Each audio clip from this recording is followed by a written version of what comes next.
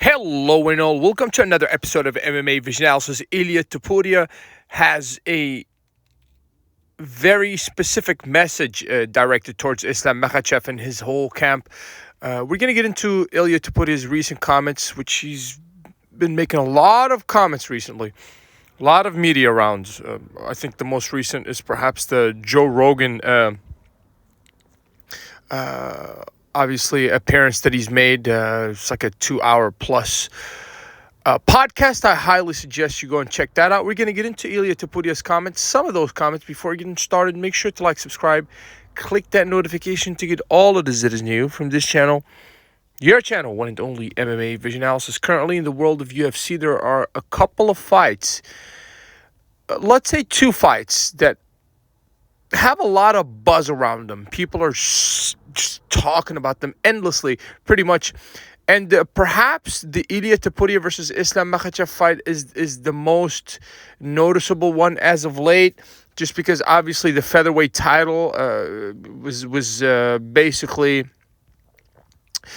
on the line. UFC 314 and its previous champion made his move to the lightweight division recently, and obviously the featherweight bout that's going to the lightweight bout that's potentially putting together Ilia Topuria versus Islam Makhachev is the one that's getting the most buzz currently. And obviously the John Jones-Tom Aspinall fight that's just kind of,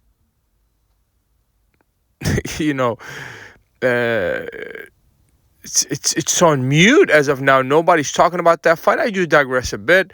Here we're talking about Ilia Topuria's comments on Islam Makhachev. He says that the guy, he can't keep avoiding him.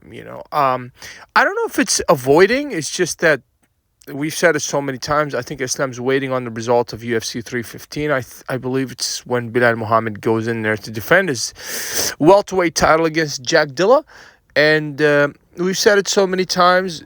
All of the fights, I believe, and matchups in the lightweight division kind of depends. It's hinging on that fight, the result of that fight. Because obviously, if Bilal were to lose his title, then we can very well see Islam Makhachev go up and challenge for that welterweight title. So even if he doesn't, Bilal does not lose the title, I just don't see Ilia being the next challenger for that title.